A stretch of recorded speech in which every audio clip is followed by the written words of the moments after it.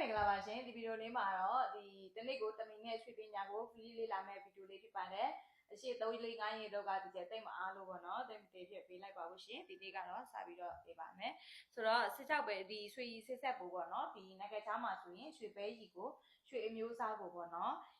ကားရက်နဲ့ပြောပြီးတော့လို့ရှိရင်ဒီမှာဆိုရင်တော့ရွှေပဲရီဆိုပြီးတော့ပြောတယ်ပဲရီဆိုတာဘာပြောရလဲဆိုတော့15ပဲရီ73ပဲရီ14ပဲရီ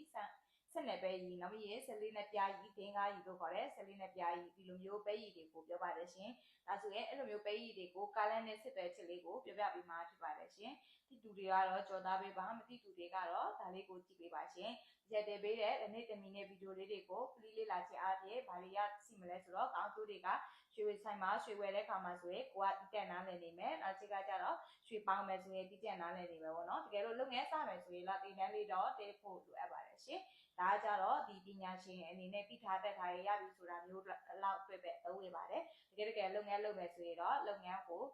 ကျွမ်းကျင်စွာလုပ်ကိုင်နိုင်ဖို့အတွက်မြို့ကွက်တွေကိုတီးဖို့အတွက်တင်တန်းလေးကတော့လိုအပ်ပါတယ်ရှင်မန္တလေးဆိုရင်တော့12လပိုင်း73ရက်နေ့ကြာလို့ရှိရင်ဒီကျက်မှာအပြင်တွေ့တင်တန်း6ရက်လောက်နော်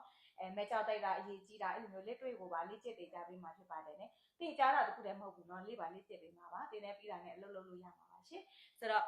စိတ်ဝင်စားတဲ့သူတွေဒီတေတော့ချက်ပါမှာမီလို့ရတယ်ဖုန်းနံပါတ်ချထားရင်ဖုန်းနံပါတ်မှာမီလို့ရပါတယ်เนาะဆိုတော့16ပဲကြီးမှာဆိုရင်နိုင်ငံခြားမှာဆိုရင် 24K ပေါ့เนาะ24 carat လို့ပြောပါတယ်မြန်မာပြည်က15ပဲကြီးမှာဆိုရင် 22.5 carat လို့ပြောပါတယ်14ပဲကြီးမှာဆိုရင်တော့21 carat လို့ပြောပါတယ်73ပဲကြီးမှာဆိုရင်19.2 carat လို့5 carat လို့ပြောပါတယ်12ပဲကြီးမှာဆိုရင်တော့80 carat လို့ပြောပါတယ် 80K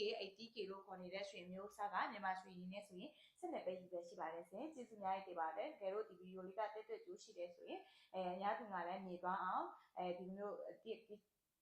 စုံတယောက်ရဲ့အထောက်ပံ့လေးရအောင်ဆိုပြီးတော့ copy လေးယူပြီး share ပေးသွားရင်တော့ကျေးဇူးတင်ပါလို့ပြောချင်ပါတယ်ရှင်ကျေးဇူးများတင်ပါတယ်